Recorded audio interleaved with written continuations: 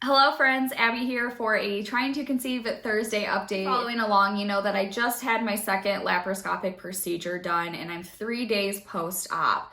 I want this video to be a Q&A kind of session in case you are somebody who is unsure of what the procedure looks like. Maybe you're somebody who's going in for this same procedure soon and you're just not sure what to expect. I really hope that this video can kind of clear any of that uncertainty up for you, or if you have any questions that I don't cover, feel free to reach out to me. My DMs are always open on all of my social medias. So before we hop into the question part, I want to talk about how my procedure went and what the outcome of my surgery was. So luckily, we were really concerned that the fallopian tube that was holding the ectopic pregnancy was going to have to come out because the damage would have been irreversible. The good news is my fallopian tube did not have to come out. We were able to save that. The problem being though, was I went over a year without any treatment for my endometriosis. And in that time, it kind of irritated and took over my insides again. So he had to clear all of that out. Won't know further details until I have my post-op appointment on Monday, December 7th. But this is just hearsay from what my doctor told Matt and Matt relayed to me. So stay tuned for next week's video. I'll have all the details from my post-op appointment and next steps, which I'm super excited for. And guys, while you're here, if you enjoy this content, please leave a like, please subscribe to my channel. This tells me that you enjoy the content that I'm producing and to continue to make videos on these topics. So I want to chat about what you can kind of expect during your surgery. So like any other outpatient procedure, you check into the hospital that you're having the surgery done in. They take you back to a room, you get prepped for surgery, they put an IV in you, you get undressed, all of those things, and you're pretty much just waiting around until it's time to go in for surgery. No preparation that goes into having this kind of surgery other than you stop eating and drinking liquids at midnight the night before. You'll have nurses come in and chat with you, ask you a bunch of medical questions, anesthesia?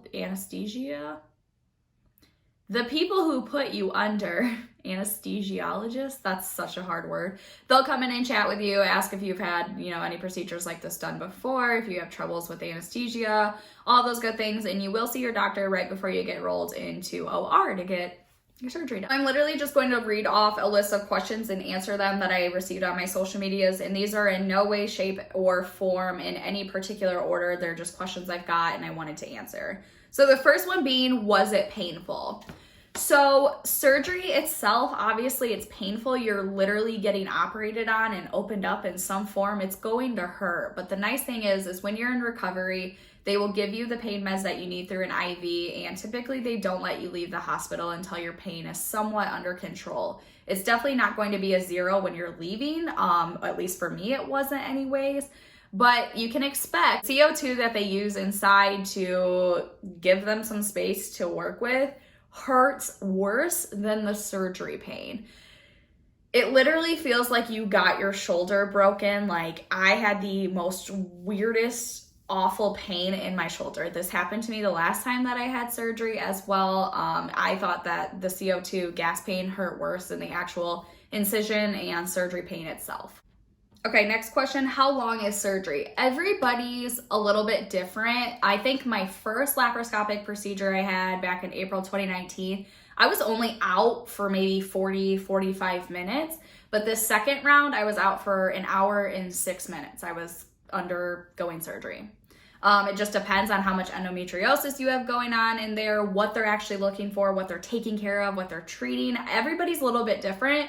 I would say you can expect anywhere from like a half hour to maybe an hour and a half. All right, the next question is about blood. So if you can't handle it, this is your time to click off this video and I'll give you a few seconds to step out.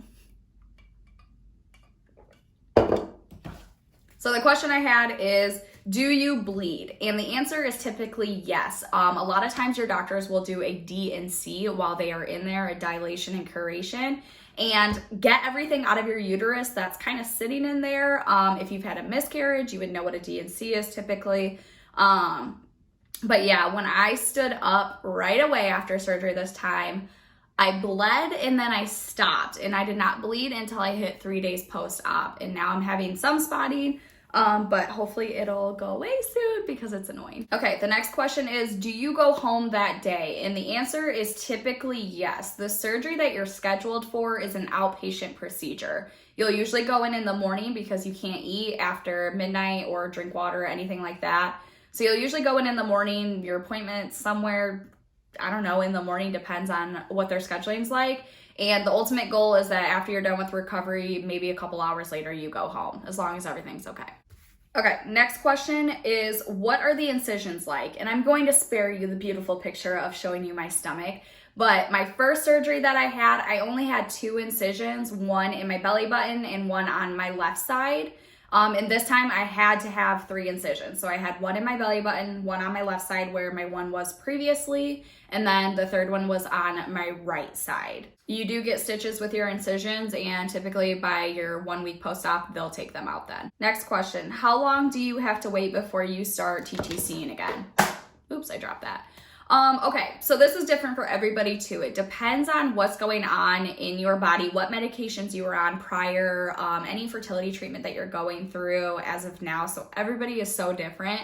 For me personally, the plan is right now is my first cycle that I get, we can start trying to conceive on that cycle again. So hopefully within 4 to 6 weeks, my cycle will kind of level itself out and come back as normal. And that'll be our first cycle that we try to conceive on. Okay, question is, why do you have to have surgery for endometriosis? And okay, I'm gonna pause on this one because endometriosis is so complex. It is a case-by-case situation. Now, I'm not a doctor by any means. I do not work at all in the medical field. This is just all research I've done, talking to people in my world who also have endometriosis and just living with it. I know that each case is so vastly different.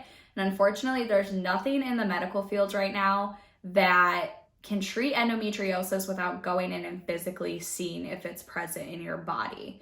There's no CAT scan, there's no ultrasound, there's no x-ray, there's no technology available right now that lets you diagnose endometriosis without a laparoscopic surgery.